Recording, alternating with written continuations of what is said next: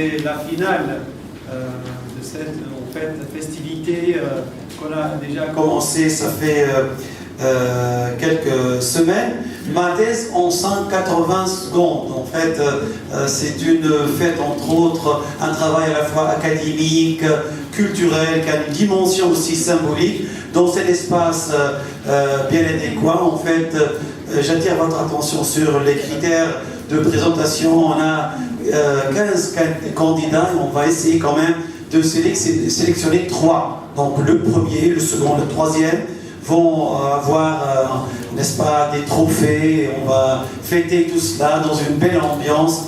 Bien entendu, l'espace est très précis. Il ne faut pas trop s'aventurer. Hein, ni à gauche, ni à gauche, ni à droite. Vous avez le champ, il est très clair pour les candidats, vous allez bouger, mais il faut respecter cet espace ambiant. Ma thèse en 180 secondes, c'est, je rappelle tout ça, c'est le fait de présenter une thèse sans académisme trop dur, avec une communication fructueuse, avec un échange, interaction, avec tout le respect qu'on doit à notre jury, bien entendu, très riche aujourd'hui avec la présence de gens en fait, qui nous honorent par leur présence, tel que M. Ali Selmi, qui va en fait nous édifier, n'est-ce pas, édifier tout un travail, n'est-ce pas, de l'évaluation avec Hamadi Louhey, aussi avec tous les membres qu'on salue fortement, surtout c'est Abdel Sattar El-Barrer parmi nous qui vient parmi nous, c'est Hamadi Louhey, c'est Nef Abdoum Ali Selmi et bien sûr Madame Souhaila El-Alwi. On applaudit le public, donc ce jury, bien entendu, et on va travailler dans une ambiance tout à fait conviviale. Juste petite remarque. D'abord, la présentation. Il faut qu'elle tienne compte du temps. Nous avons 180 secondes. Et il faut faire attention, il faut être le plus équitable possible. C'est-à-dire dans les 120, 140 secondes, c'est mieux que d'avoir seulement 50 secondes. Il faut être le plus proche, mais il ne faut pas dépasser 180 secondes. Ça, c'est essentiel. Deuxièmement, la capacité de vulgariser la science. Bien entendu, vous connaissez la célèbre citation « Ce qui se conçoit bien s'énonce clairement. Ce qui se conçoit bien s'énonce clairement. » Ça, c'est une règle d'or à suivre. Vulgariser, c'est essayer de donner des connaissances, mais pas trop scientifiques. Aussi, le talent de l'orateur. Ni hyper rapide, ni trop long comme une tortue. C'est d'être communicatif, persuadé par cette éloquence, n'est-ce pas, gestuelle, mimétique, la prononciation, la rectitude linguistique. En fin de compte, la structuration de l'exposé. Il faut bien structurer l'exposé, il faut le présenter d'une manière claire. On salue tout le monde, tous ceux qui ont participé à valoriser cette belle occasion de fêter le français, de fêter le doctorat. Vous savez très bien que le labeur de tant d'années sera vivifié en quelques secondes. Et 180 secondes, c'est pas peu, hein. On peut tout dire. Vous connaissez peut-être, n'est-ce pas, ce qui s'est passé à Hiroshima.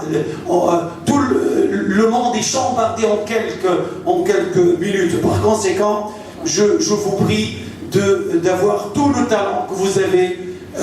On remercie l'Université de Kairouan en fait pour tout l'effort qu'elle déploie depuis des semaines. Je remercie, si je me trompe un peu sur le nom de notre invité, Jean-Luc Tolozon parmi nous pour sa présence édifiante. Je remercie tout le monde, tous les invités, surtout c'est Hamadi El-Mas'oudi du doctorat de Kairouan qui nous honore à chaque fois de sa présence. Et si vous permettez, on va commencer avec le premier candidat qui va commencer. Justement, je vais lire l'ensemble. Monsieur Nef voudrait donc intervenir pour clarifier un peu le tir. Merci. J'aimerais tout d'abord souhaiter la bienvenue à tous nos invités, les membres du jury, les doctorants ici présents qui ont bien voulu accepter de jouer le jeu et de faire cet exercice de vulgarisation et de concision. Je dois dire que c'est vraiment un grand plaisir pour nous à l'Université de Kairouan d'organiser cette finale nationale de cette première édition du concours Ma thèse en 180 secondes. La version francophone, je rappelle pour qui ne le savent pas, de ce concours a été initiée au Canada en 2012, s'inspirant de la version anglophone qui a été organisée pour la première fois par l'Université de Queensland en Australie en 2008. Alors, cette manifestation, je crois qu'elle a un intérêt tout particulier pour les doctorants et elle s'inscrit également au corps même de la mission de l'université qui doit absolument s'ouvrir sur son environnement et instaurer un échange fructueux. Alors, l'université qui est en fait un haut lieu de production et de transmission du savoir, elle est en face aujourd'hui à un double défi. Elle doit relever un double défi qui est d'adapter la société, mais également de s'adapter à la société.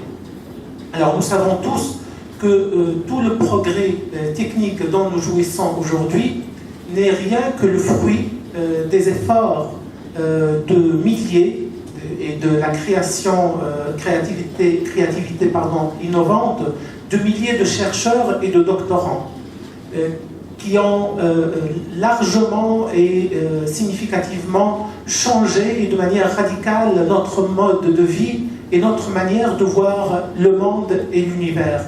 Mais dans un monde qui est en fait qui n'a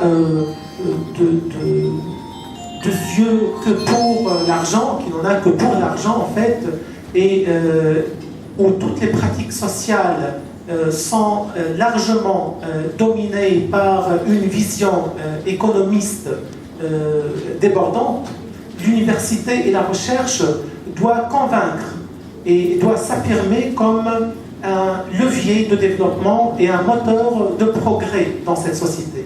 Pour cela, la recherche, elle doit sortir des cloisons fermées des laboratoires, s'adresser à la société pour instaurer cet échange fructueux, cet échange qui installe une boucle de dialogue, une boucle d'échange productrice.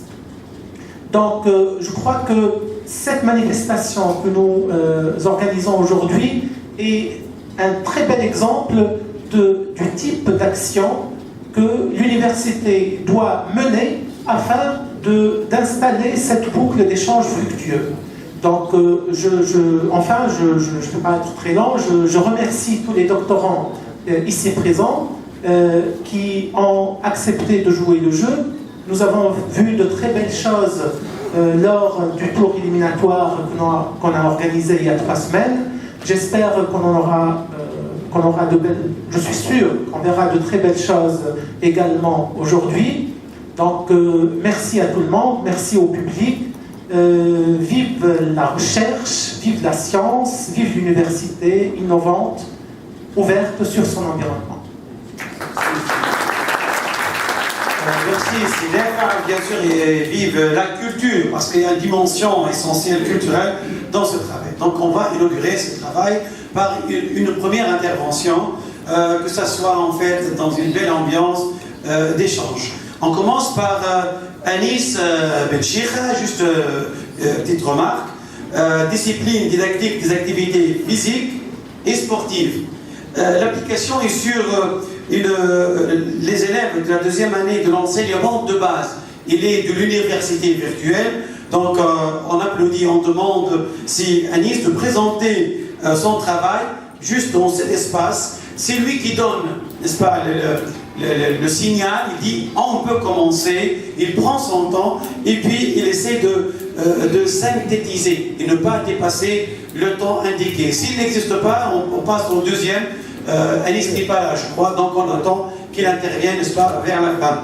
Deuxième candidat, qu'on salue, c'est Nadia Khalfa. Les spécialités, c'est électronique, détection de rupture de signaux physiologiques en situation in vivo de Carthage, Université de Carthage.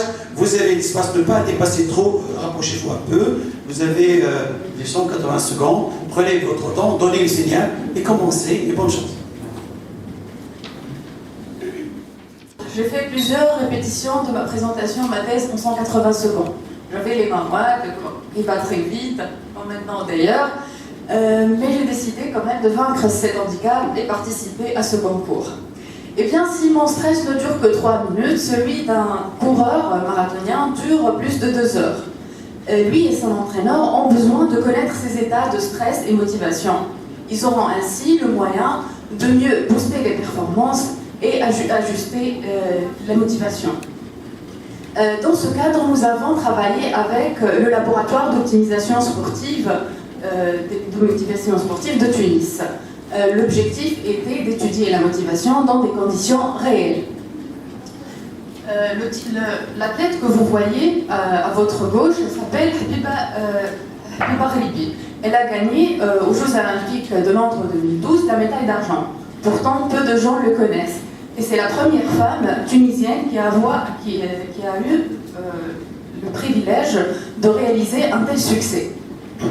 Donc, il est très important à l'échelle d'une nation d'avoir cette fierté. Mais il est aussi très important à l'échelle d'une mère et d'un père de faire progresser son enfant, notamment à travers son apprentissage. Dans le cadre de ma thèse, j'ai fait l'étude d'un cas assez spécifique, celui de l'apprentissage d'un enfant autiste. C'est bien sûr différent d'un marathonien, mais pas autant qu'on pourrait le croire. En effet, un autiste a tous les jours des batailles à gagner. Il a surtout des difficultés de communication et une hypersensibilité sensorielle. Pour mieux connaître et comprendre ce qui arrive, nous sommes allés à sa rencontre dans le centre de Destour d'éducation spécialisée. Au passage, pour ceux qui ne connaissent pas cet endroit, c'est la ville où on trouve l'unique horloge au monde dont les aiguilles tournent à l'envers. Et pourtant là-bas, les gens avancent à grands pas. L'autiste que vous voyez à votre droite s'appelle Shahan. Donc sa mère nous a fait comprendre que, par exemple, lorsqu'il entend des bruits mécaniques, il agit brutalement et devient ingérable. Voilà pourquoi nous recherchons des moments de changement d'état physiologique et de stress.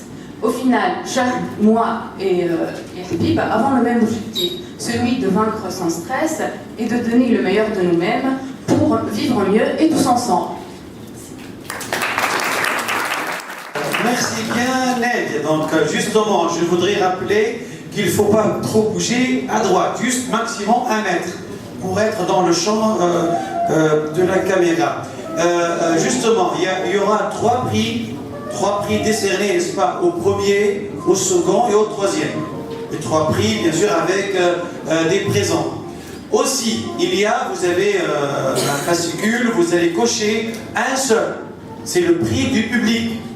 Il y aura aussi quelque chose, n'est-ce pas, pour celui qui va gagner le prix du public. Mais celui qui fait le cumul entre la 3e ou 2e première place et le prix du public aura son trophée. Et le présent, c'est la tablette, elle revient au 4e. Donc tout le monde sera, je crois, ravi et ça sera très clair, je pense. Présentation vulgarisée, maîtrise du temps, présentation qui honore notre université. Et on va essayer quand même de donner une belle image du doctorat qui présente tous les faits. C'est un doctorat sur l'architecture, le degré de respect de l'authenticité dans les projets de restauration des demeures de la Médina de Tunis en fonction des acteurs. L'université de Carthage. On salue bien la participation de Imen Belsaïd qui va passer par nous. Imen. Bon, on applaudit quelqu'un qui est absent, on l'attend. Quand elle viendra, on lui dira qu'on l'a applaudi. 4e participation, est-ce qu'il est là? Bassem Sadir. Bon, si Bassem va, bien sûr, spécialité informatique, compréhension du langage des signes, Université de Sfax. Donc, on applaudit sérieusement Monsieur Bassem.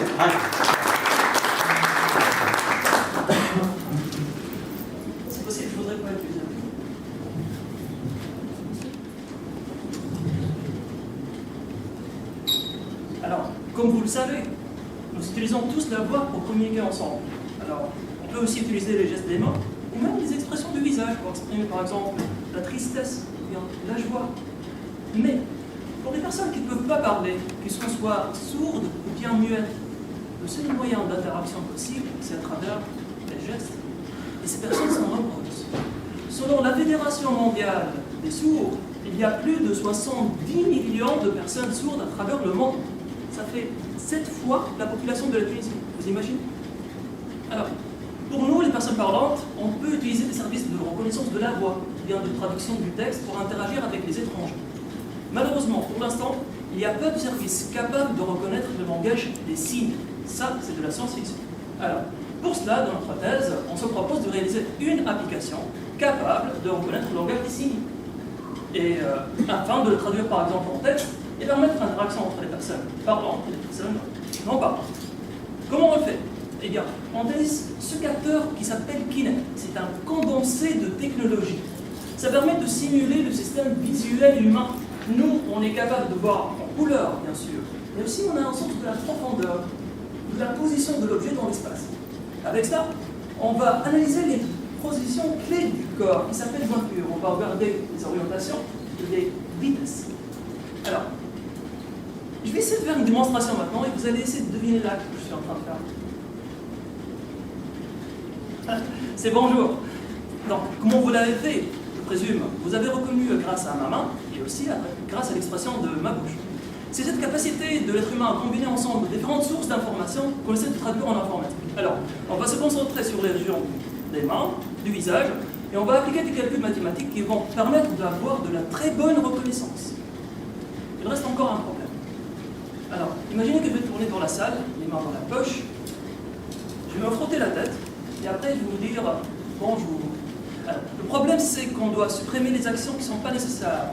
On doit extraire le morceau d'information important, et après on peut appliquer toute la reconnaissance pour ce déjà faire. C'est ce deuxième défi qu'on est arrivé à relever, donc on arrive à reconnaître les actions au fur et à mesure qu'elles sont réalisées. Avec cela, on est arrivé à participer dans une compétition internationale dans laquelle on a été parmi les meilleurs. Et non seulement dans le langage des signes, on peut apprendre tout autre ensemble de gestes, et après on peut le reconnaître. Donc, à la fin, je vais terminer encore mon langage des signes. On va voir si vous allez deviner. Alors, vous l'avez reconnu? Bon, les personnes qui l'ont pas, alors vous avez besoin de notre application, n'est-ce pas? Merci. Merci. Bien sûr, c'est un langage qui se déploie en 180 secondes, mais la thèse demande la bibliographie, les références, la rédaction, les chapitres. Vraiment, c'est un travail de labeur. Comment présenter une substance en quelques secondes, d'une manière vulgarisée, d'une manière à la fois précise mais culturelle, sans pour autant oublier le côté esthétique. J'ai fait ces remarques pour que notre jury puisse, n'est-ce pas, évaluer à sa guise le travail de Sébastien. On passe à une autre intervention, celle de Yousra Mzeh, génie électrique, design de haut-parleurs intelligents pour une meilleure intelligibilité des annonces vocales. Tunis El Mana. Donc Yousra va présenter son travail dans cet espace et je crois avec micro. Ok, vous voulez le micro tout de suite? Pas du tout. Quand vous demandez, je donne le micro. Bon, donnez le signe quand vous commencez.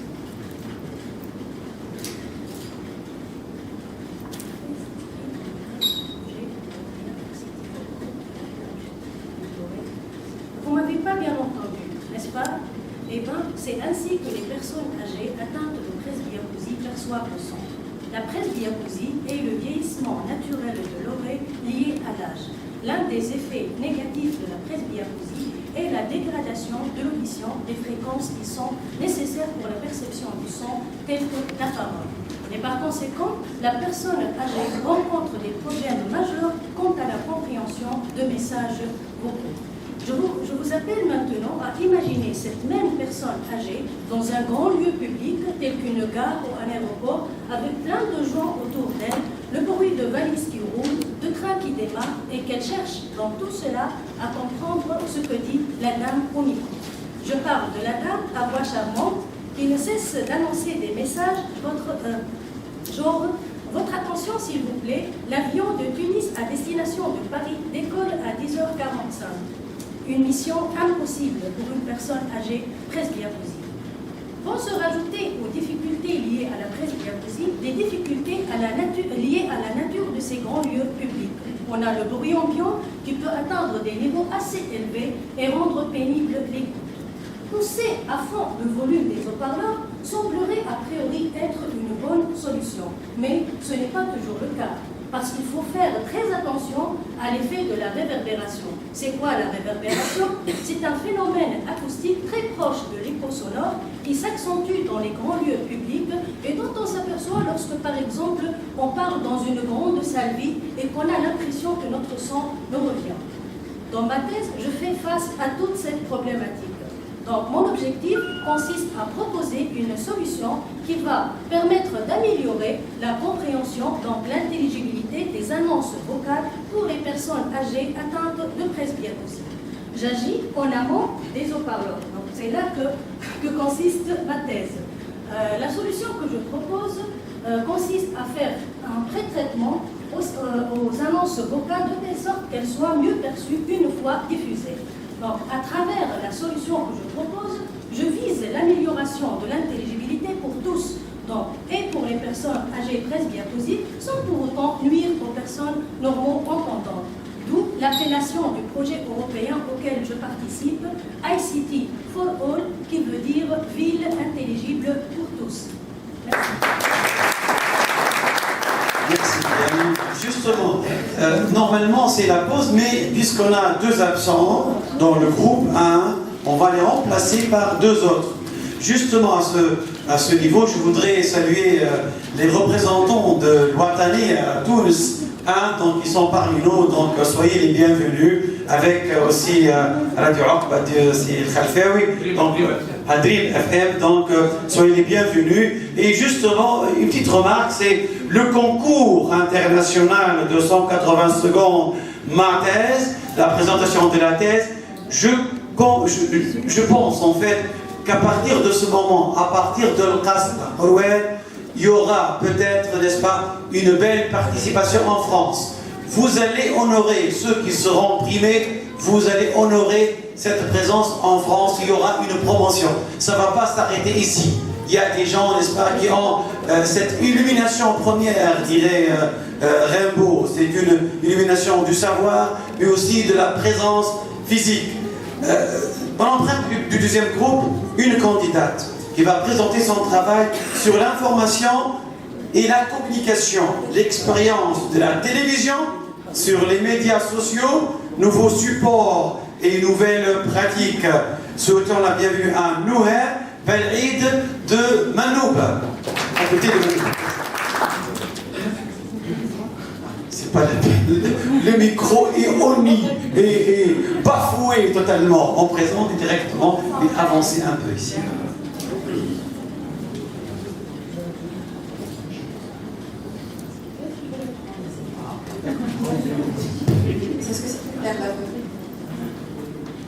Mesdames et messieurs, bonjour. Alors ma thèse, c'est un voyage dans le temps. Et mon discours aussi, maintenant, ce sera un voyage dans le temps. Je ne sais pas si vous vous rappelez de l'histoire Mille et demi du roi Shahrayar et de la princesse Shahrazad, qui commençait toujours son histoire par une fameuse expression « Il était une fois ». Alors, il était une fois une boîte magique noire qui s'appelait la télévision et qui a connu une évolution rapide du câble satellite, de l'analogique au numérique et de l'écran classique au smartphone magique. D'ailleurs, nombreuses sont les innovations en matière de technologie de l'information et de la communication et de la transmission électronique de l'information, au point que nous parlons aujourd'hui de la convergence médiatique. Alors si je vous pose la question, c'est quoi la convergence médiatique? La convergence médiatique, c'est une alliance de technologies autrefois séparées. Parmi les médias qui se sont servis de cette convergence médiatique, nous parlons de la télévision. Jadis c'était une boîte noire, mais aujourd'hui nous parlons de la télévision placée sur les médias sociaux. Elle est partout et nulle part, dans tous les foyers et sur tous les supports. notre recherche, nous avons essayé d'analyser les pratiques des usagers de la télévision sur les médias sociaux. Et ce en se posant la question suivante. Comment les téléspectateurs s'exposent-ils aux programmes audiovisuels des chaînes nationales grâce à la disponibilité de nouveaux supports numériques? Et là, je parle de l'ordinateur, la tablette, le smartphone, et autres. Ainsi, d'autres questions découlent de cette question centrale. Quel contenu est publié sur les médias sociaux? Comment le public réagit avec ce contenu? Quel appareil, où exactement il se connecte, etc. Donc, selon cet ordre d'idées, il nous a paru pertinent, et puisqu'on est là, on attend le mois de Ramadan, il nous a paru pertinent d'analyser la réception des séries tunisiennes pendant ce mois-là. Pourquoi le mois de Ramadan? Parce que tout simplement, les pratiques émergentes de la télévision pendant ce mois-là se développent. Et d'autre part, les responsables donc accordent un soin particulier à la confection de la grille de programme. Ainsi, si on prend comme exemple la série tunisienne Maktoub dans sa première et sa dernière saison, est-ce que le public, vous pensez, il a suivi de la même manière la première et la dernière saison? Bon, afin de répondre à cette question et d'autres questions, nous avons utilisé 3 méthodes. Nous avons observé le terrain tunisien, nous avons analysé quantitativement et qualitativement les différents médias sociaux, et après nous avons posé des questions au public. Et là, je finis par dire que l'histoire de la télévision ne s'arrête pas ici. Parce que si je pose une question au public présent, et surtout aux parents, est-ce que vous avez imaginé un jour que vous allez utiliser un autre instrument pour suivre la télévision là où vous êtes, quand vous voulez, et là où vous êtes exactement? Donc, je finis par dire aussi, il était une fois, et on verra qu'est-ce qu'il y aura demain. Merci pour votre attention. Il va arriver le micro, en fin de compte. Bon, surtout, s'il vous plaît, manière, il ne faut pas s'approcher trop dans cette partie. Être souvent, donc, la voix médiane, c'est ce signal ici, là, donc ce trait. Essayez de respecter, n'est-ce pas, la norme pour qu'on puisse, donc, vous enregistrer dans les meilleures conditions. On termine avant la pause par une seule candidate. Après la présentation, mais justement, vous permettez d'intervenir dans ce sens des médias, de parler avec M. Hamadi, ou même juste un petit mot concernant la communication et le théâtre, M. Hamadi. Juste un petit mot. Le théâtre. Merci. Bon, concernant le théâtre et la communication, bien sûr, je voudrais insister que la communication est basée sur le théâtre. Et réussir dans une pièce de théâtre, c'est trouver une bonne communication avec les spectateurs. Et chaque comédien doit bien sûr préparer son rôle comme vous l'avez fait maintenant. Et merci. Merci bien. Merci bien, Hamadi. Dans une belle ambiance, comme ça, on discute, on présente notre avis. On termine avec une intervention de Amir Abecha, génie électrique, contribution à la détection des éléments rares dans les images mammographiques de Tunis El Manal. Donc, Amira, vous allez présenter votre travail, vous respectez l'espace et bonne chance.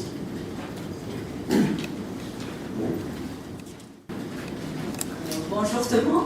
On commence.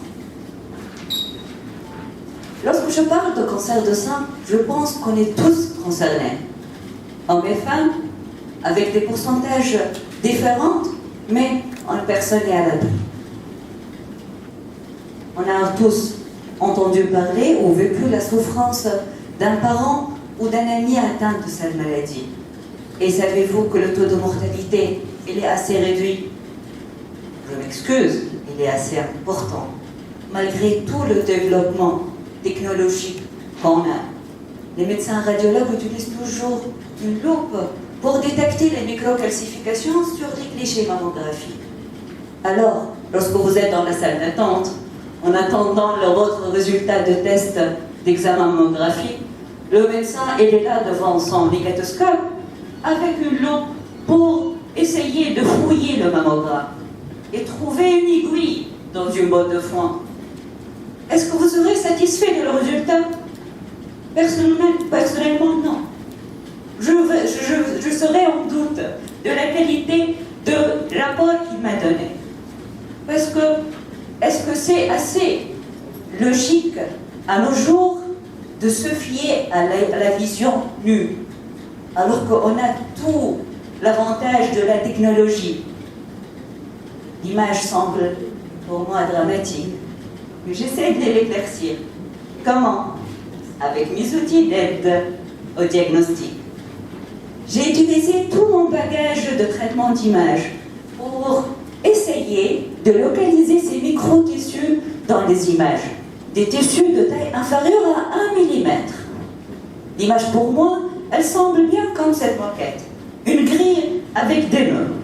Où mes fourmis intelligentes vont essayer d'explorer et décider pour chaque nœud, est-ce qu'il y a un tissu qui semble suspect? Et décident et déposent par conséquent une quantité de formes. C'est leur moyen de communication entre elles pour dire à que les autres venez explorer cette région avec moi et décider si on va l'encercler pour dire que c'est notre nourriture.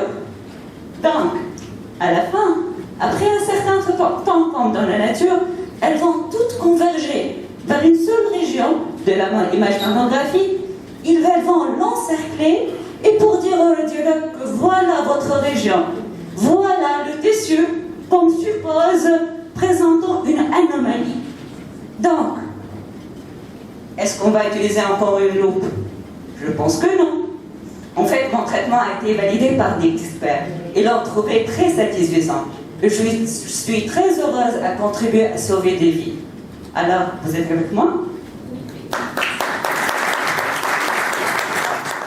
C'est la dernière intervention dans ce concours international Mathèse en 180 secondes. Bon, tout de suite, il y aura une pause. Mais je rappelle le public de voter. Voter un seul. Et il y aura le temps après de réfléchir et de discuter. Donc, tout de suite, la pause, et puis on reprend dans quelques secondes. Merci.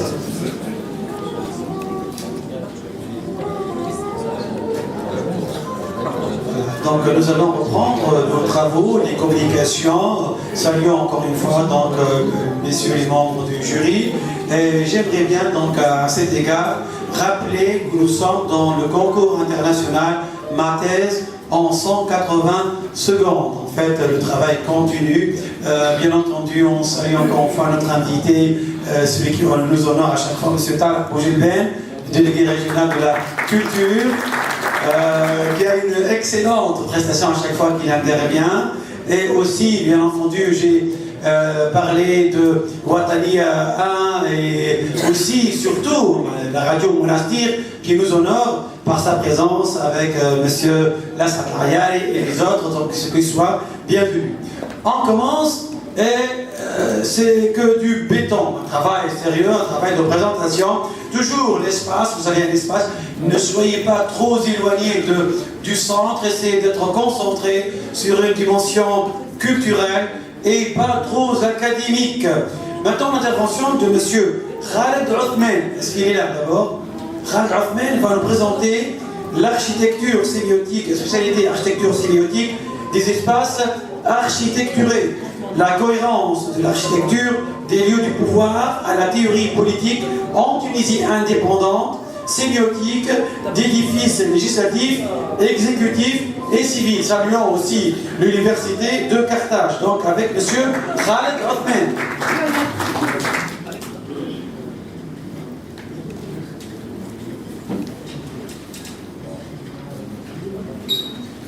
Bonjour.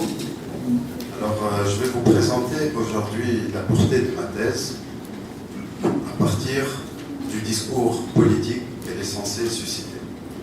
Alors, imaginez que nous sommes dans une salle de conférence et que j'ai mon pupitre devant moi et que je suis un politicien et que je vais faire un discours à votre égard. Mes chers concitoyens, chères concitoyennes, de récentes études architecturales ont démontré que notre assemblée législative, que la salle plénière de notre assemblée législative correspond à un modèle romain qui est colonial et qui n'est donc pas en cohérence avec nos valeurs d'indépendance.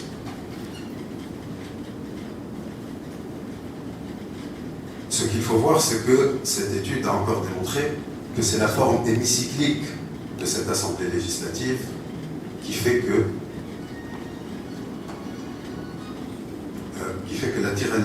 en fait que la démocratie devient une tyrannie de la majorité et qui fait qu'en fait les vulnérables sont exclus.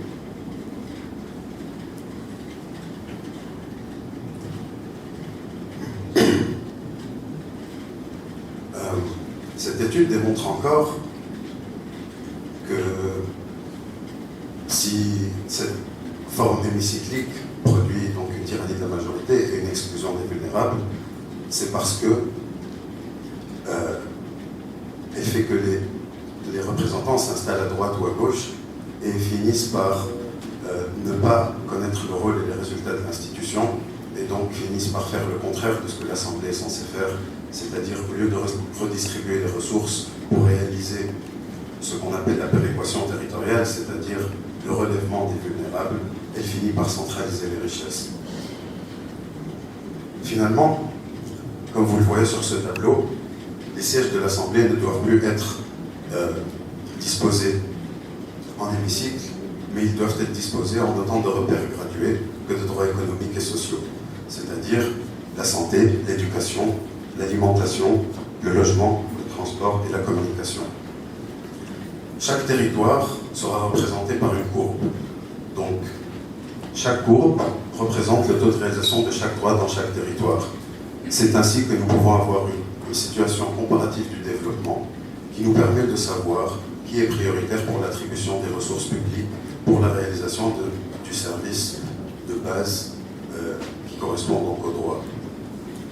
Par exemple, si nous prenons pour la santé, si Tunis a 75 et Gassène 10, et si les représentants décident d'attribuer les ressources entièrement à Tunis, la population pourra se révolter. Merci Khaled pour la présentation. Encore une fois, il faut saluer sérieusement le travail effectué par l'Université de Kairouan et un grand effort. Franchement, saluons Salih Selmi, le travail qu'il est en train de faire. C'est une œuvre qui ne cesse de procurer cette force d'organisation, n'est-ce pas, de préparation de ma thèse en 180 secondes. Mahmoud Abdellah aussi, qui a travaillé durement, surtout saluons l'équipe technique, l'équipe informatique, l'équipe audiovisuelle de l'Université de Kairouan. Et bien entendu, comme je l'ai dit tout à l'heure, saluons aussi la radio de Monastir avec notre grand poète, Silas Abdelhalal, poète ou un homme de terrain qui est parmi nous, qui vient pour couvrir cet événement essentiel de Paris-Team, un événement qui montre l'avènement des doctorants dans leur prestation orale. Une intervention de Hajer Riche. Chimie appliquée. Elle va nous parler vers un traitement chimiothérapeutique personnalisé. Elle est de l'université de Carthage. Elle va prendre son temps à l'aise. Elle va avec le micro, bien sûr. Ok. Bonjour à tous. C'est une maladie redoutée, souvent perçue comme la pire des maladies. Elle figure parmi les principales causes de la mortalité dans le monde. On enregistre chaque année 14 millions de nouveaux cas et 8 millions de décès liés à cette maladie. Lorsque les cellules cancéreuses ne sont pas limitées à une seule région et sont dispersées dans l'organisme, le recours à la chimiothérapie s'avère indispensable. Cette dernière consiste à l'administration de substances médicamenteuses qui permettent d'empêcher ou de ralentir la multiplication anarchique des cellules cancéreuses dans l'organisme. Toutefois, l'effet toxique de la chimiothérapie peut également toucher les cellules saines et entraîner la chute des globules blancs, qui sont chargés de défendre l'organisme contre les infections. Le système immunitaire est atteint et c'est là que peuvent apparaître les symptômes, tels que la perte des cheveux, les nausées, la fatigue intense, etc.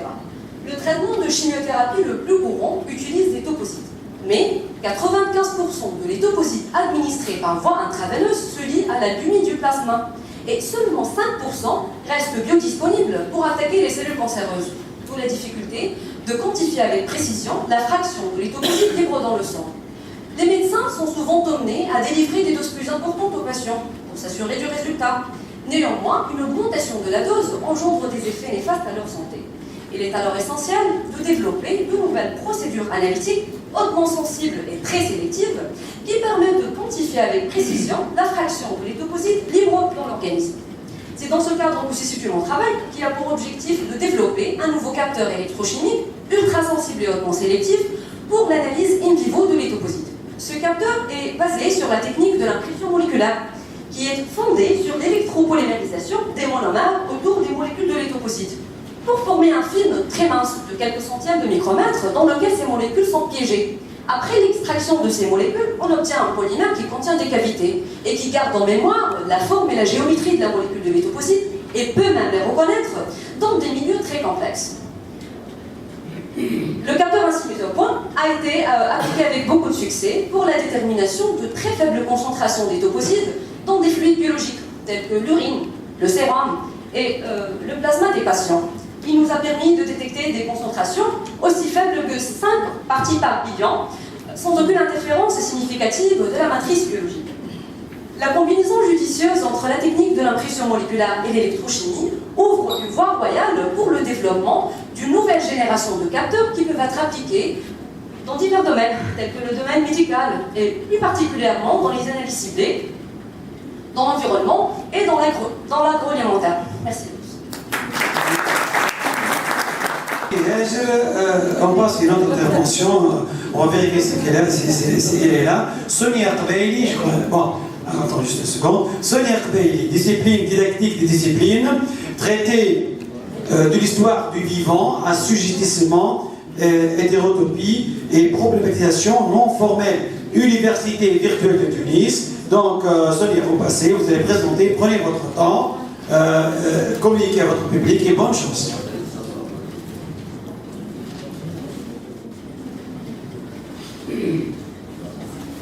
Bonjour. Qui parmi nous ne s'est pas posé un jour la question sur l'origine de l'immense diversité du monde vivant? C'est à la manière de répondre à cette question que je m'intéresse. En effet, mon travail de recherche porte essentiellement sur la relation science-société à travers l'étude de la manière avec laquelle 3 groupes de lycéens tunisiens se représentent l'histoire du monde. Selon une approche fixiste créationniste où les êtres vivants ont été créés séparément, ou bien selon une approche transformiste évolutionniste où les êtres vivants ont évolué par transformation lente à partir d'un ancêtre commun. Dès que j'ai annoncé le sujet de ma recherche à ces lycéens, ils n'ont pas hésité à exprimer ce qu'ils avaient sur le cœur. Madame, je n'accepte pas comme manque de respect à ma mère, parce que moi, je descends de ma mère, je ne descends pas d'un singe. Un autre, moi, j'exige qu'on ne touche pas à ma religion et à Dieu Tout-Puissant. Un troisième, moi, cette idée de parenté homme singe m'étouffe. Cette manière de voir les choses me rappelle la célèbre parabole du réverbère d'Abraham Kaplan, que certains parmi nous la connaissent certainement. Un ivrogne a peur du sacré et la cherche de nuit sous un réverbère. Un passant complaisant lui demande s'il est certain de l'avoir perdu là. L'ivrogne répond avec force: non, mais c'est ici le seul endroit où il fait clair. Les dangers de l'acceptabilité facile d'une explication qui ne fait pas travailler la pensée réflexive et critique menacent de plus en plus nos jeunes avec la montée de l'intégrisme.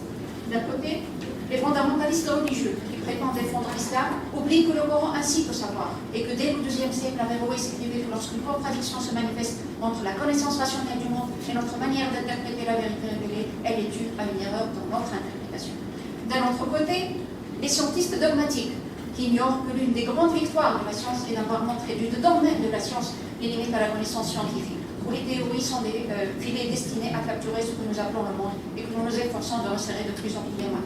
Il ignore aussi que ce dogmatisme conduit à un retour de manivelle contre la science et donne des raisons supplémentaires aux fondamentalistes religieux pour rappeler au djihad et recruter des jeunes pour porter les armes, tuer et être tués. Et nous, que faisons-nous dans tout cela? Rentrer nos morts et guetter les attentats? Non. Nous, enseignants, chercheurs, défenseurs de la pensée libre, nous avons un rôle salvateur. Certes pas pour demain, mais il faut miser sur les générations futures. Alors la prière est celle des discours. Et un changement dans l'ordre des discours suppose des transformations dans une pratique.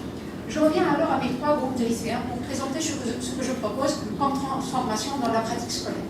Après les avoir rassurés sur mon respect le plus strict de leurs parents, de la religion et de leur supériorité par rapport au reste du monde vivant, j'ai opté pour une démarche qui évite l'évitement et préconise la confrontation. Et oui, j'ai eu recours au concept de l'hétérotopie, qui veut dire l'ouverture sur des espaces autres, où j'ai choisi la Cité des sciences à Tunis, et j'ai fait appel à la pratique d'une problématisation non formelle. C'est une pratique de libre discussion, de liberté de pensée et d'échanger librement des idées. Elle s'inscrit dans la visée de la formation d'un esprit démocratique, de la question de la justice sociale et des droits de l'homme. Faut-il encore donner à ce cadre les conditions de sa mise en place? Merci. Juste, je vous rappelle, il y a, n'est-ce pas, vous devez cocher comme prix du public un seul candidat ou une seule candidate. Vous choisissez objectivement, vous allez remettre après les papiers. Mais quand je vois les secondes qui s'égrènent, je me rappelle les deux vers de Lamartine. Autant suspend en vol, et vous, heure propice, suspendez votre cours. Laissez-nous savourer quelques délices. Après, donc, on va passer notre communication, présentation à Haïfa Medfé.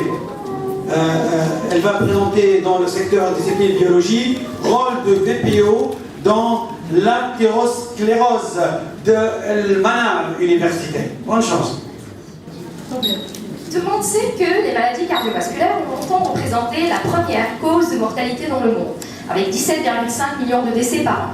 La principale cause, c'est l'athérosclérose. Cette affection qui progresse silencieusement apparaît lorsque vos artères sont obstruées par une substance graisseuse qu'on appelle la plaque. C'est l'équivalent d'un dépôt de caca dans un tuyau d'arrosage, comme vous le voyez dans le schéma. Cette affection, donc la plaque, lorsqu'elle se libère dans la circulation, peut avoir des conséquences dramatiques, comme l'accident vasculaire cérébral, infarctus au niveau du myocarde ou encore des artérites au niveau des membres. Alors pour éviter ça, il faut donc penser à changer son mode de vie. 1. Oublier la cigarette. 2. Opter pour une bonne alimentation. Je vous recommande la cuisine méditerranéenne qui est assez riche en antioxydants. Et 3. Faites du sport, ce serait bien si votre voiture laisse la place au vélo, même pour aller rouler, pourquoi pas. Alors tout ça pour prévenir la pathologie. Vous allez me dire, où en est la recherche dans ce domaine pour lutter contre la maladie? C'est dans ce contexte que je vais vous parler d'une nouvelle protéine, qui est la peroxydase vasculaire ou VPO, qui a été découverte pour la première fois en 1994 chez les larves de drosophiles, et son rôle était de construire et de maintenir les tissus. 7 ans plus tard, on la découvre dans nos vaisseaux. La question se pose, donc la question qui se pose, qu'est-ce qu'une protéine de larve d'insecte vient faire dans nos vaisseaux? Eh bien, c'est une peroxydase qui produit l'acide hypochloreux. C'est l'équivalent de l'eau de Javel. C'est un antibactérien. Et à part ça, on ne connaît pas grand-chose sur la VPO. Aujourd'hui, au laboratoire, on découvre que les parois de notre cellule vasculaire expriment 3 fois plus de VPO lorsqu'ils sont exposés à un agent inflammatoire comme le TNF. Et par contre, elles expriment 3 fois moins de VPO lorsqu'ils sont exposés à un agent connu pour être anti-inflammatoire comme l'interleukine IL-33. Ces deux situations contraires suscitent la curiosité et laissent penser que la VPO pourrait être impliquée dans l'inflammation vasculaire. Donc mon objectif, c'est de décortiquer la voie de signalisation intracellulaire, autrement dit le chemin que la VPO emprunte pour agir, en identifiant les molécules partenaires, c'est-à-dire le chemin que la VPO emprunte, voilà. Et donc j'espère pouvoir identifier après la VPO en tant que nouvel élément clé dans les événements précoces de développement de l'athérosclérose. Juste un petit conseil, pendant ce mois sacré, faites attention à votre alimentation. Voilà. Merci.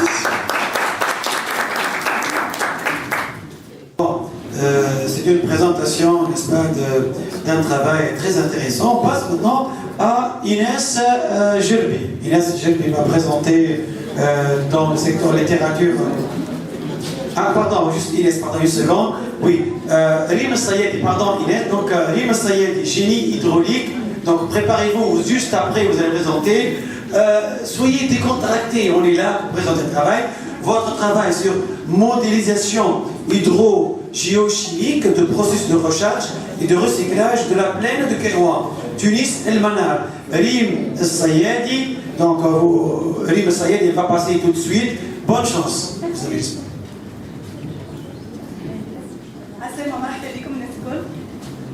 heureuse une deuxième fois d'être là et de faire partie de ce concours.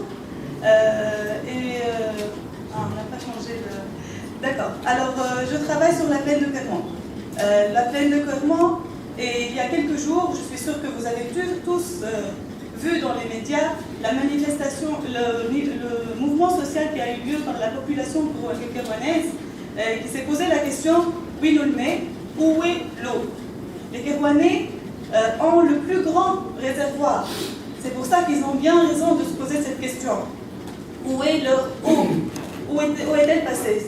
C'est ce trésor et ce réservoir le plus important sur la Tunisie.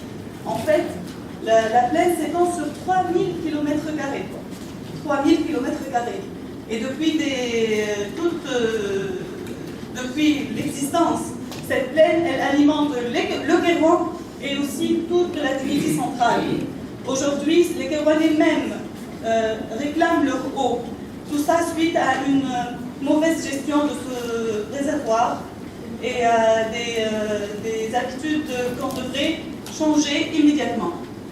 Alors, dans le cadre de ma thèse, je travaille justement sur l'identification de l'état de cette nappe, après une analyse profonde sur le nombre de pics qui sont implantés depuis et qui doublent en quantité et de jour en jour, ce qui a engendré une surexploitation de cette plaine et la détérioration de la qualité de cette eau. Et donc, je suis en train d'élaborer des scénarios sur 20, 50 et 100 ans, des scénarios qui peuvent donner présenter, fournir des outils d'aide à la décision aux décideurs pour que justement ils prennent les mesures nécessaires pour commencer à les appliquer pour préserver ce qui reste de cette nappe, parce que par endroits on parle même de disparition de la plaine et surtout de renouveler cette eau et cette ressource pour les générations futures. En fait, on n'hérite pas la terre de nos ancêtres, mais on l'emprunte à nos enfants. Donc il est temps de prendre les mesures nécessaires. C'est pour ça qu'on travaille tous avec toute notre âme et cœur pour trouver des solutions immédiates et applicables pour une gestion durable de cette ressource. Et merci. C'était Rim Sayedi et on passe maintenant au côté littéraire. Inès Gerbi, littérature française, l'écriture du féminin dans Sangué de Sabour, d'Adi Grahimi, La pluie de Boujedra, L'amant de Duras. C'est tout, parce que les autres œuvres vont servir de comparaison. Ok. Donc, je rectifie juste le titre. Ok, le titre. Merci beaucoup. Et donc, messieurs, dames, ravi de vous retrouver encore une fois. Au fait, le titre de ma thèse, c'est L'écriture du féminin dans Sangué Sabour, d'Adi Grahimi et La pluie de Rachid Boujedra. Pour ce qui est de la vente de Duras et l'amour, la fantasia d'Asia Djeba, ce sont des œuvres qui vont servir simplement de comparaison. Signal pour commencer. Donnez le signal pour commencer. C'est bon. Aller au fond de l'inconnu pour trouver du nouveau, disait Voltaire. L'inconnu, pour Rachid Boujedra et Atik Raimi, c'est le féminin. Ignore-t-il ce que c'est que le féminin? Pas si sûr que cela. En tout cas, c'est à partir du constat de la répression du féminin dans leurs sociétés respectives qu'ils vont aborder la question du féminin en général. Ils parlent du féminin amplement dans leurs deux œuvres. Comment écrivent-ils le féminin? Pourquoi le font-ils? C'est dans le cadre de notre thèse que nous allons explorer ces diverses questions. Un chercheur est par essence quelqu'un d'inquiet, mais c'est une inquiétude qui est fructueuse et porteuse. C'est à partir de diverses questions que notre thèse a démarré. De prime abord, la question qui s'est imposée est la suivante. Y a-t-il une écriture féminine du féminin et une écriture masculine du féminin, justement? Hélène Cixous, théoricienne du genre et écrivaine féministe, affirme qu'il y a des écritures marquées. C'est-à-dire qu'il y a bien des écritures féminines du féminin et des écritures masculines du féminin. C'est à partir de ce postulat que nous allons aborder La pluie de Rachid Boujedra et Sangué Sabour d'Atik Raimi. Nous allons nous intéresser en premier lieu aux diverses manifestations du féminin dans les deux œuvres. Par la suite, nous allons aborder les éventuelles spécificités des écritures féminines par Marguerite Duras et Asia Djeba. Par la suite, nous allons nous livrer à une étude comparative des œuvres d'écrivains, hommes et femmes précédemment cités. Pourquoi un tel travail serait-il intéressant, me diriez-vous? Un tel travail serait intéressant dans la mesure, justement, où il opère un certain décloisonnement des disciplines. Dans quel sens? C'est-à-dire que pour pouvoir aborder un tel travail, pour pouvoir aborder une telle thématique, il faut à la fois opter pour les théories littéraires, la psychanalyse, la sociologie et les sciences du langage. Entreprise assez ambitieuse, me diriez-vous, mais j'essaie de faire de mon mieux pour que mon travail soit porteur. Merci de votre attention, messieurs, dames. Merci Inès, donc elle a présenté un thème se rapportant à la littérature française. On passe maintenant à une autre intervention. Mohamed Oussama Bensel. Il va présenter dans la discipline électronique BROS, une nouvelle plateforme robotisée pour le traitement de la fracture supracondylienne de l'humérus de l'université de Carthage avec Mohamed Oussama Bensel.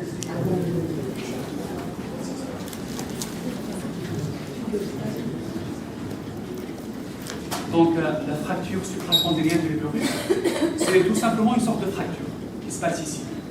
Mais elle est tellement répandue qu'elle représente 20% de toutes les fractures que contractent nos enfants. Pour traiter ce genre de fracture, les chirurgiens commencent par placer l'enfant, le patient, sur une sorte de grosse machine qui permet de prendre des images à rayon X en temps réel. Elle leur permet d'insérer des broches, des espèces de gros clous, ici au niveau du coude, pour fixer les fragments de l'os fracturé. Bon, dit comme ça paraît tout simple. Mais où réside réellement le problème? En fait, il en existe deux. Le premier, ce qu'on appelle l'insertion aveugle des broches. Cela veut dire que les chirurgiens aujourd'hui ne disposent d'absolument aucun moyen qui leur permet de prédire la trajectoire qui sera adoptée par la broche au niveau du coude.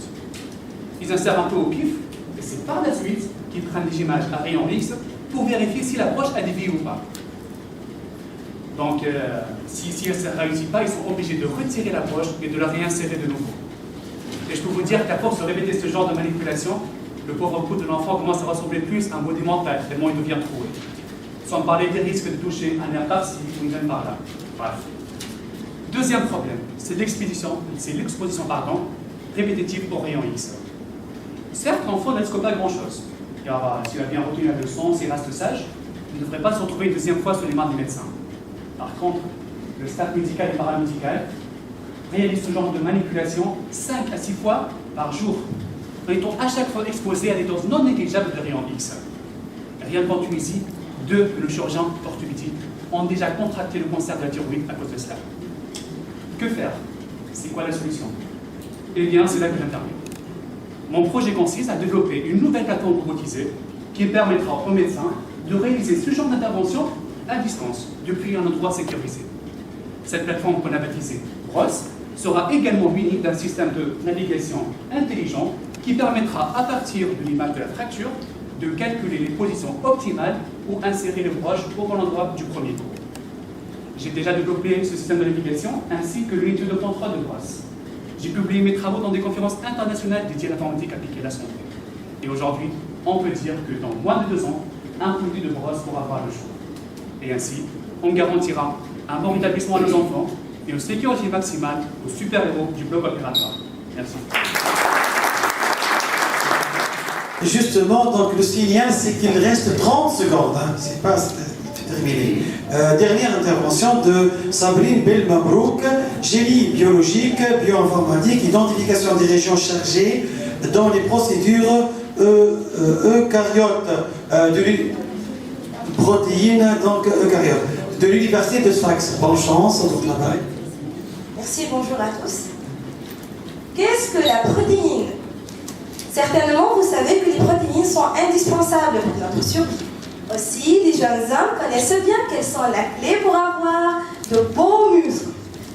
Mais est-ce qu'il y a quelqu'un parmi vous qui peut me dire c'est quoi une protéine concrètement? Personne? Bon. En tant que biologiste, je vais vous répondre. La protéine est une chaîne que l'on pourrait comparer à un joli collier formé de 20 motifs différents. Ces motifs sont appelés des acides aminés. Et tout comme les motifs du collier, les acides aminés sont variés en taille et en nature. On trouve certains qui sont chargés négativement et d'autres qui sont chargés positivement. Les acides aminés de même charge peuvent exister, regroupés pour former toute une zone chargée sur la protéine. Le premier but de ma thèse était donc de développer un outil qui permet de rechercher et d'identifier ces zones-là. Imaginons maintenant qu'on puisse voyager à l'intérieur de notre corps.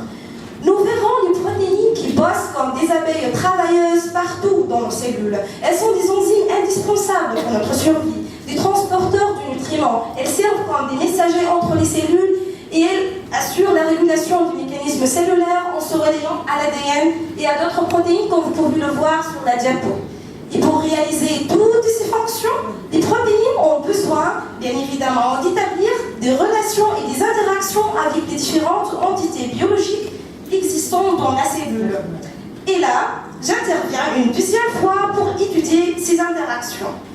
Mais moi, je suis une personne très curieuse. Et afin de satisfaire ma grande curiosité, il faut que je réponde sur deux questions principales.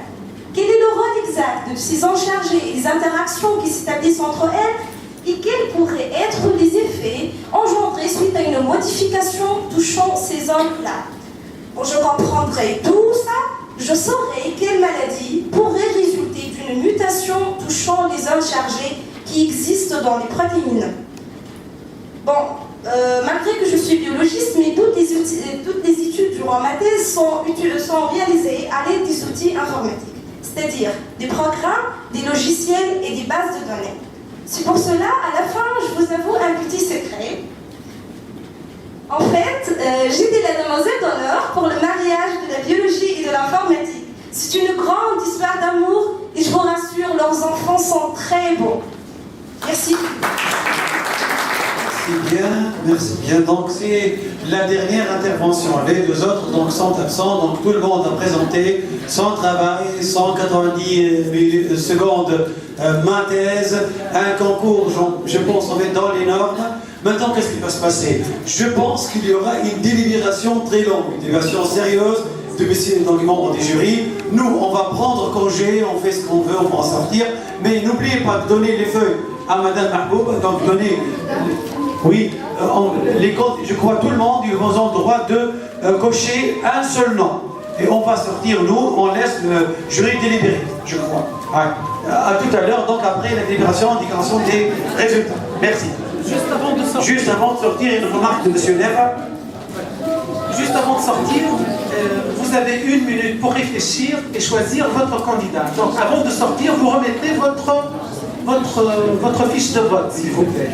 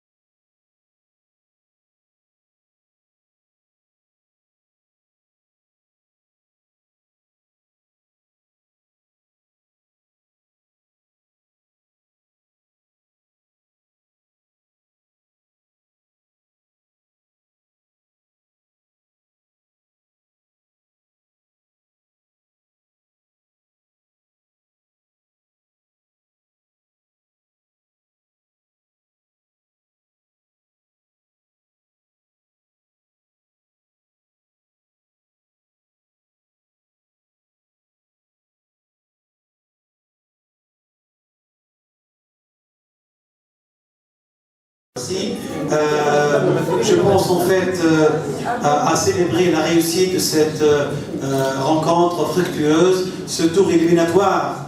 Ma thèse en 180 secondes. On va annoncer tout de suite les résultats. Bien entendu, les résultats sont annoncés avec M.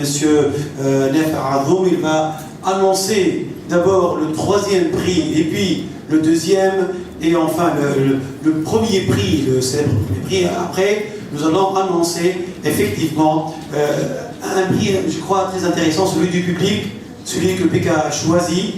Et puis encore, on va pouvoir célébrer la réussite de cette rencontre. Et on se remercie encore une fois l'Université de Kairouan, l'IFT, tous ceux qui ont participé à l'élaboration de ce tour éliminatoire de la première édition nationale effectuée à Kairouan. Monsieur Nef Aradoum va nous annoncer le 3e prix.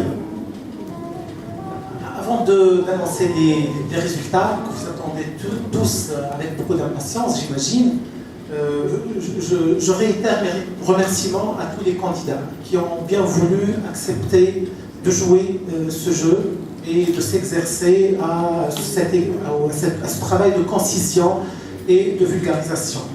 Je dois dire que les délibérations du jury n'ont pas été très faciles parce qu'il y a eu des ex-aequo. Donc on était obligé de trancher et de choisir. Je dois dire que au niveau de la 2e et de la 3e place, il y a eu 2 candidats ex-aequo. Mais enfin, le jury a choisi son préféré sans toucher à la moyenne des notes. Donc, voilà. J'annonce le 3e prix, c'est Nouha Belaïd.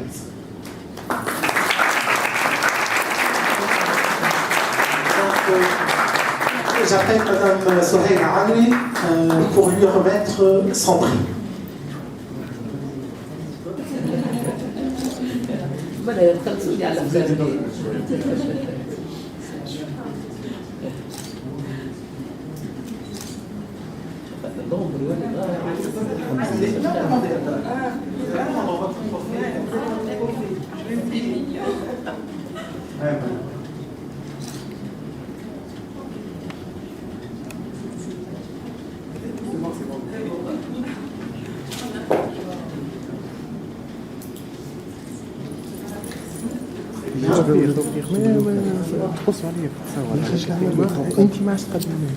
Le 2e prix sera remis par M.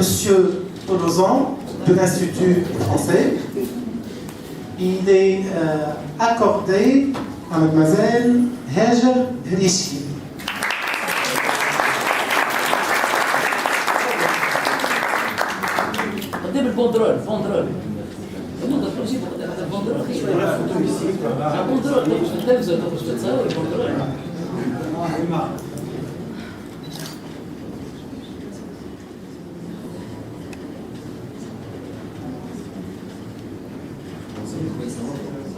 Vous allez remettre le trophée là, du 2e prix. Si vous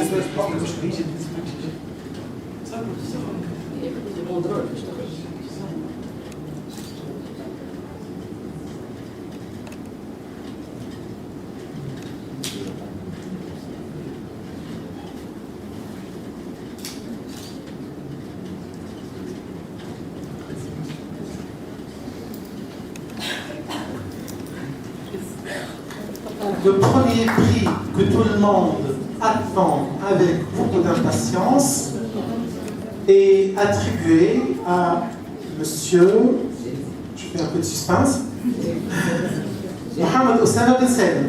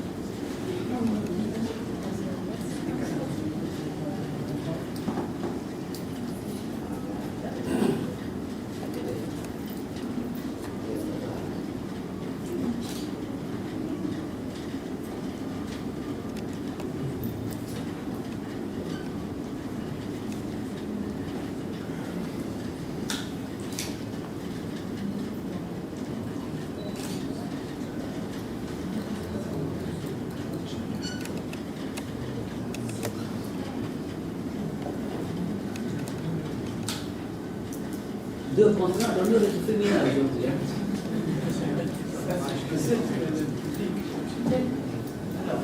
Il nous reste le prix du public. Et là, il y a eu un doublé en fait. Donc, on sera obligé, comme on l'a dit depuis le départ, de remettre le trophée, bien sûr, qui est mérité, mais on ne va pas remettre la tablette. La tablette, elle sera remise au 4e dans le classement. D'accord? Donc, le prix du public, il a été attribué à Mademoiselle Nouheb Raïd. Donc, j'appelle Karissani pour nous remettre son trophée. Vous avez fait le doublé. Là, je remercie en fait infiniment pour tous ceux qui ont vraiment voté pour moi. C'est vrai que j'ai changé l'intervention, j'ai pris en considération vos conseils, monsieur, l'autre fois, encore l'animateur, le fameux animateur de notre cérémonie. Donc j'ai pris en considération tous ces conseils-là et surtout merci beaucoup pour le public qui a fait confiance en moi et qui m'a accordé ce 2e prix. Et j'espère que après ça sera bien aussi. Merci beaucoup.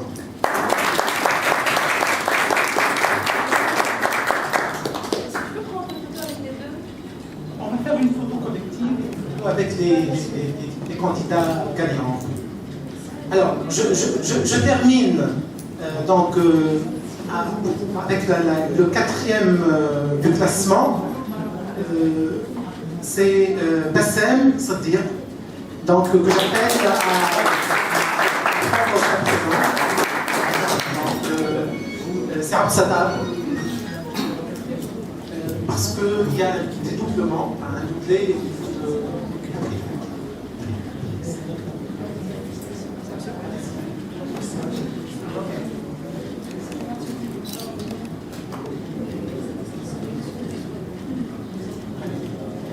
Donc, je vous remercie infiniment. Et j'appelle tous les candidats à venir ici pour une photo collective. On va les donner à la fin, les attestations. On va vous donner des attestations de participation à cette finale. Mais avant cela, on fait une photo collective.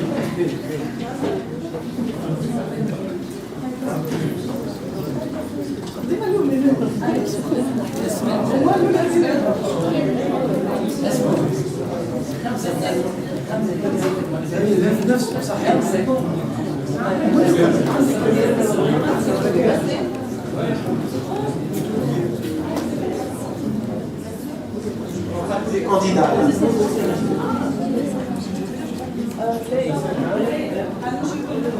Il manque 3.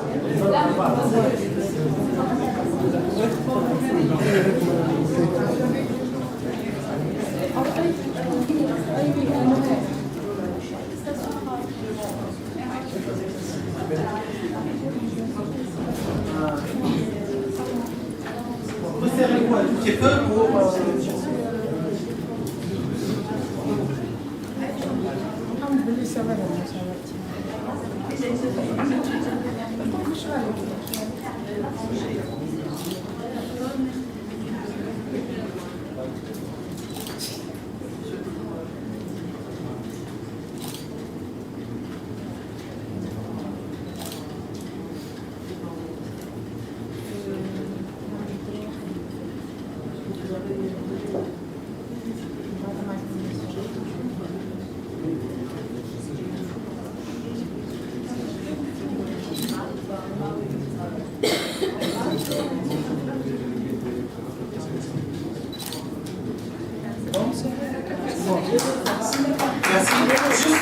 Juste maintenant, les 3 candidats gagnants restent pour une photo finale. J'appelle M. Tolosan, Mme Kassar, Mme Ali, les membres du jury, pour faire une photo avec des...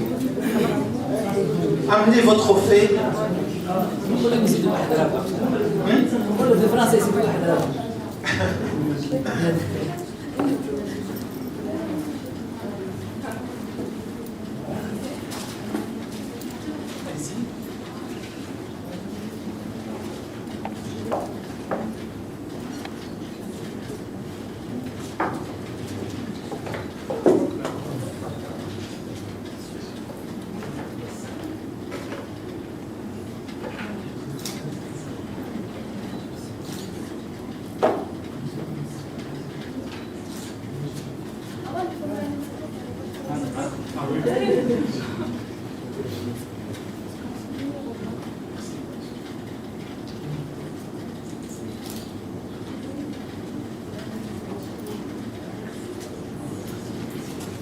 Merci beaucoup, merci à tous les participants.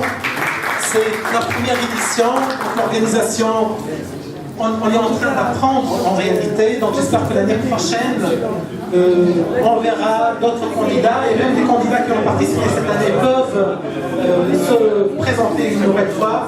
Donc peut-être que je vous dirai à l'année prochaine. Merci.